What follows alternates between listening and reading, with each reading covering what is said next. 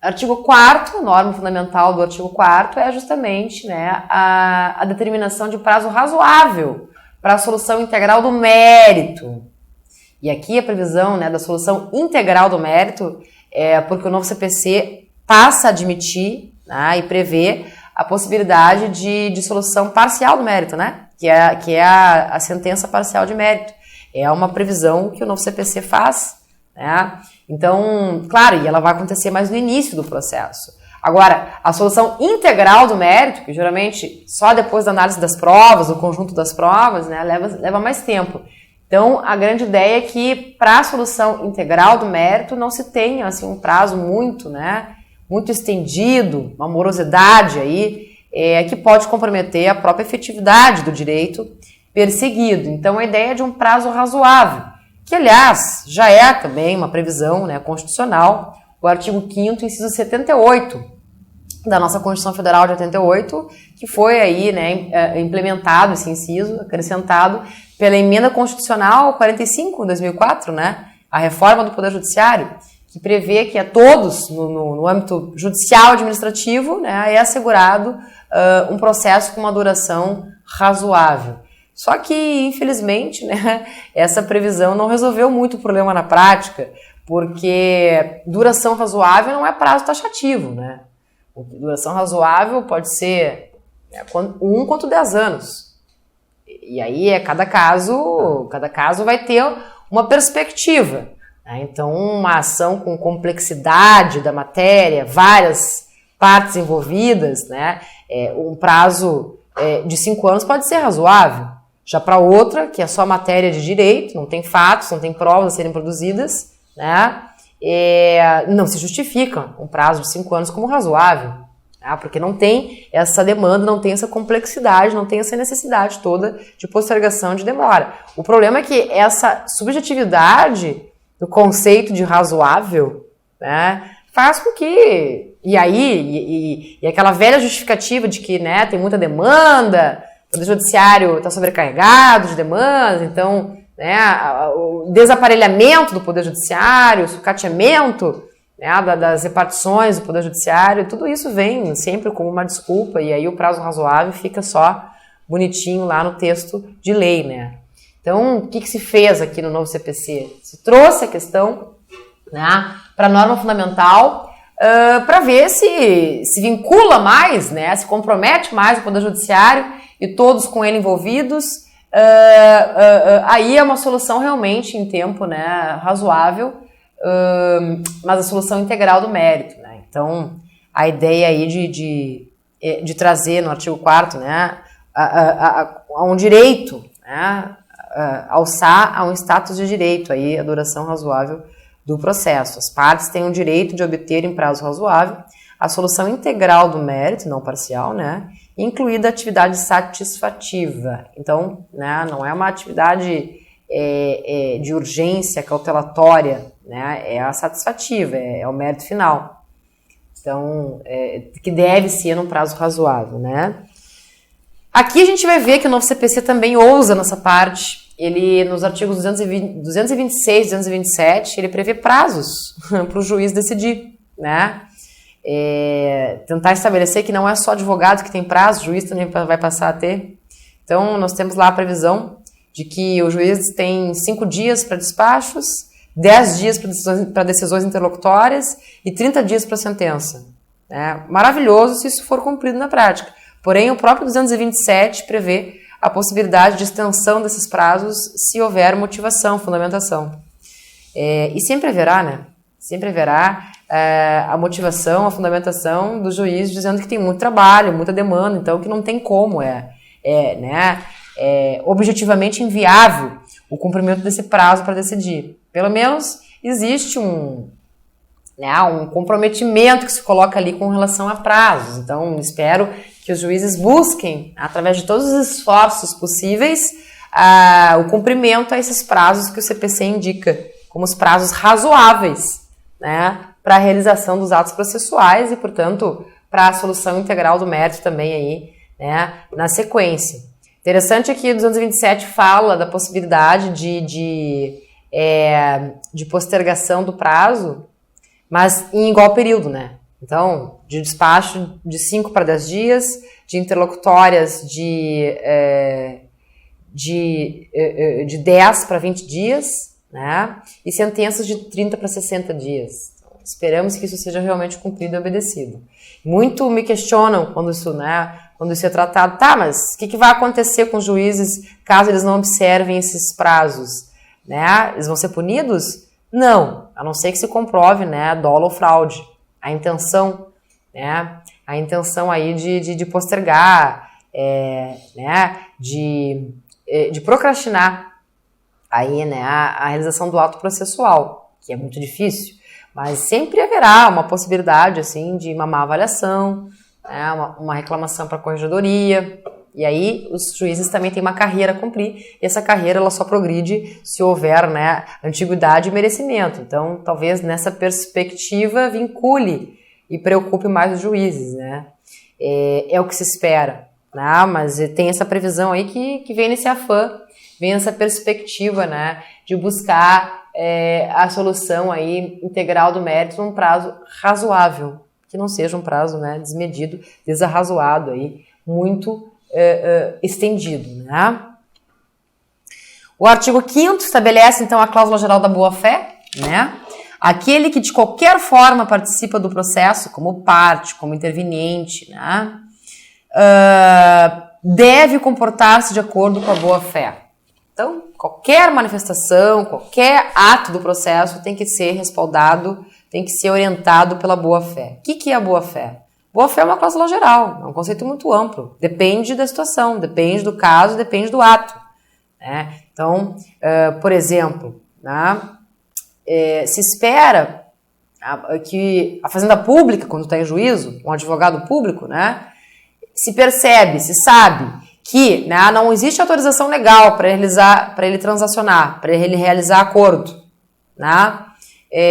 Porque, enfim, é interesse público e aí a gente sabe que tem que ter um ato normativo que autoriza, né, a realização do acordo, em função de tratar de interesse público. Se ele já sabe que não tem essa autorização, que não é possível a autocomposição, né, ele deve fazer essa informação ao juízo, né, ele deve aí, por espírito de cooperação, né, e também que é na sequência no artigo 6º, a ideia de cooperação dos sujeitos do processo, né, por critério de cooperação e imbuído de boa fé, né, de boa intenção, de probidade, né, informar o juízo sobre isso, para que o juízo nem marque essa audiência de forma desnecessária, né? Ou então, ao contrário, deve informar o juiz que existe autorização legal, tá, para ele transacionar e que, portanto, o juiz não precisa ter dúvida, né, e deixar de marcar a audiência de conciliação e mediação.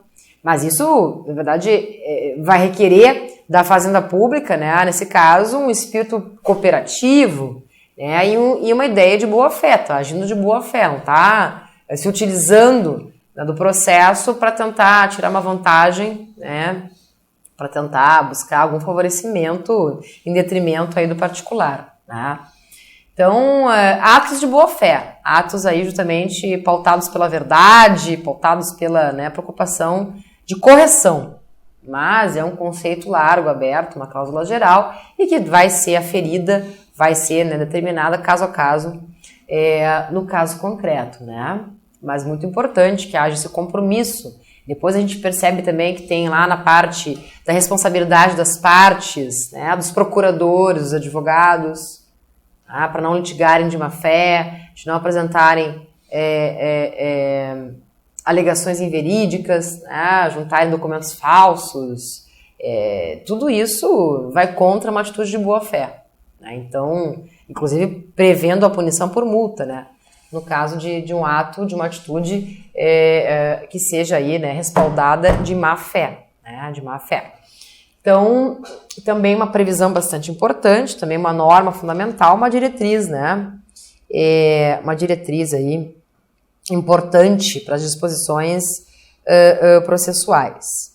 No artigo 6º, né, aparece então a ideia de cooperação dos sujeitos do processo. Todos os sujeitos do processo devem cooperar entre si, né, entre eles, para que se obtenha em tempo razoável decisão de mérito justa e efetiva. Então, claro, e aqui, né, o princípio da cooperação, da colaboração, já largamente trabalhado pela doutrina, né, ele foi incorporado. Né, foi incorporado e a gente percebe em vários institutos do novo CPC a ideia de buscar um compromisso, né, de cooperação. Vejam, por exemplo, nós temos lá a hipótese das convenções processuais, no 190, 191, que é a possibilidade das partes estabelecerem acordo sobre o procedimento.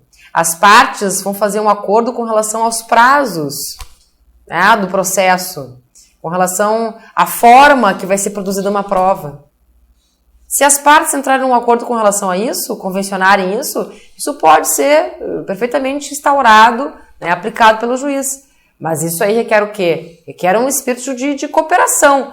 Né? Uma parte procura a outra, o advogado de uma parte procura outro advogado, o advogado da outra parte, para dizer, olha, vamos estabelecer aqui, já que o interesse, né, o interesse de nós dois de ambas as partes, vamos aqui estabelecer uma convenção processual, estabelecer prazos, procedimento, meios de prova, porque a gente já apresenta para o juiz, né, já essa ideia aqui afinada entre nós, essa cooperação que a gente está exercendo, estabelecendo, e o juiz vai acatar.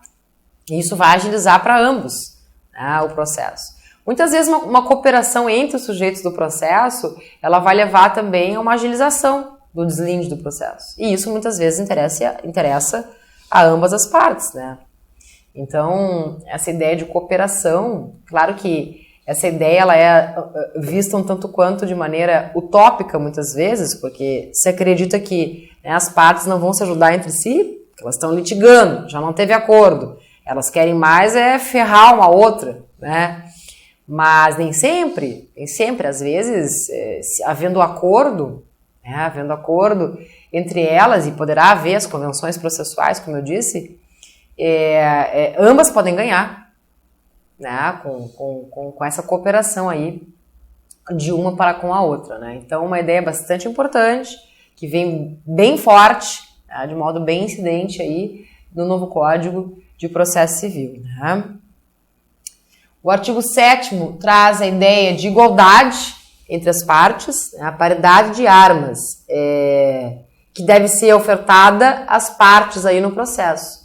E isso com relação aos meios de defesa, aos ônus, né, às oportunidades de se manifestar no processo, aos deveres que devem ser observados. O que isso quer dizer? Não se deve outorgar para uma parte um tratamento mais favorável do que para outra, do que está se outorgando para outra parte.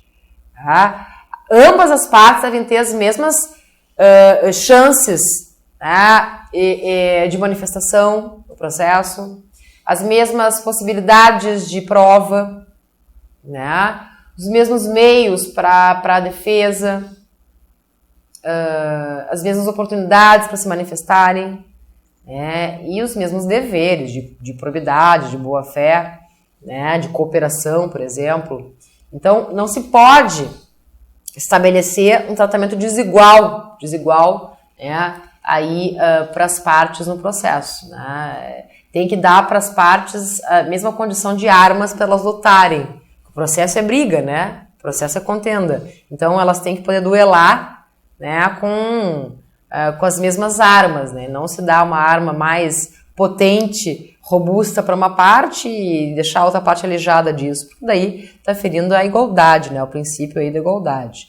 Então, é assegurada às partes paridade de tratamento em relação ao exercício de direitos e faculdades processuais, aos meios de defesa, aos ônus, aos deveres e a aplicação de sanções processuais, multas, né? Por exemplo, competindo ao juiz zelar pelo efetivo contraditório. Então, além de ofertar as mesmas condições para as partes, né, inclusive não só com relação a direitos, mas a deveres, né, o juiz também então tem que sempre cuidar ao contraditório, né, sempre dar para a outra parte a possibilidade de manifestação. Né. Então, uma parte juntou documentos no processo, a outra parte tem que ser sempre intimada. né, para poder ter acesso a esses documentos e se manifestar, né, e eventualmente exercer aí o seu contraditório, né, que aliás, como eu disse antes, o contraditório é uma nuance muito forte do novo Código de Processo Civil, o contraditório como dever de consulta, né, o juiz tem o dever de consultar a parte adversa para determinar a sua decisão, né, então é uma questão aí bastante forte, bastante incidente no novo Código de Processo Civil.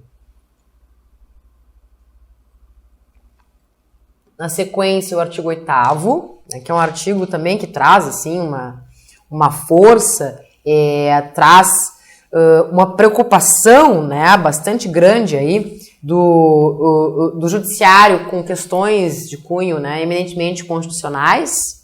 Então aqui eu tenho até ideia da preocupação com o bem comum, né, com finalidades sociais, então são questões realmente previstas na Constituição Federal.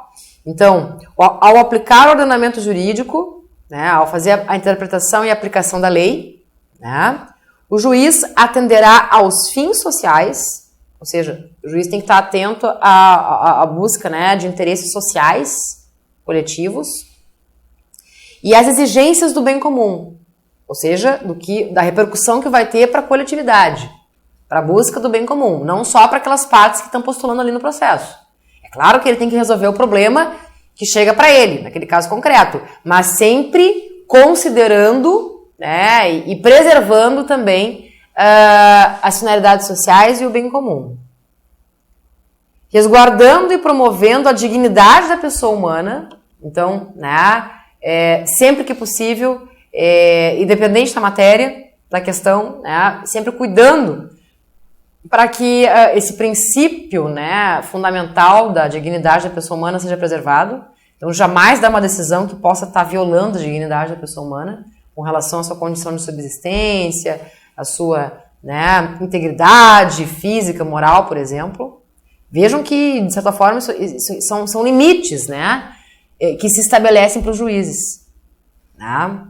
Ah, mas isso aí é balela, os juízes não vão ter toda essa preocupação ao julgar no caso concreto. Mas eles vão ter um dever de motivar, de fundamentar, né, largamente as suas decisões. E se não fizerem isso de forma criteriosa, se não apresentarem, não demonstrarem a preocupação com o bem comum, com a preservação da dignidade da pessoa humana, a sua decisão pode ser impugnada. Né? Então, o meio de controlar, de ver se o juiz está realmente levando em consideração essas normas fundamentais é por meio da motivação, né, da fundamentação da decisão que ele vai dar. Né? Então, o controle da sociedade está aí, né? E como os atos processuais são em regra públicos, né, se pode sempre acessar o teor das decisões, a sociedade tem esse controle, né? E, portanto, e as partes interessadas também, né? Por óbvio, para ver se está realmente sendo seguido, né? Se esses limites estão sendo observados pelo juiz no caso concreto. E mais, né, olha quanta coisa se estabelece aí, né? Além de promover a dignidade da pessoa humana, e observando a proporcionalidade, a razoabilidade, a legalidade, a publicidade e a eficiência. Então, aqui, além de estabelecer que o juiz tem que se preocupar com o bem comum, preservar a dignidade da pessoa humana, ele ainda tem que decidir, tem que agir de forma proporcional, sem, né, desconsiderar contingências, repercussões possíveis daquela decisão. Ele tem que ser razoável, ele tem que ter coerência, né? Buscar sempre seguir a lei, não decidir em desconformidade com a lei, oportunizar a publicização do que ele decide e tentar fazer isso com o máximo de eficiência ainda, né? Rapidez e agilidade. É bastante pretensiosa a ideia, né? É bastante ostensiva a imposição que é feita para o juiz no novo Código de Processo Civil. Não é outro motivo pelo qual, né, não é outro motivo que está fazendo com que a classe da magistratura esteja assim, bastante recalcitrante, por assim dizer, ao aceitar e aplicar o novo Código de Processo Civil. Eu tenho visto manifestações bem aí acaloradas da classe da magistratura dizendo que esse novo CPC, né, é incoerente, não tem a menor chance de ser aplicado, que cobra demais dos juízes, que não vai ser possível aplicar. Inclusive, a magistratura do trabalho, já até, né, apresentou enunciado, né, a orientação no sentido de que não vai aplicar algumas disposições do novo Código de Processo Civil.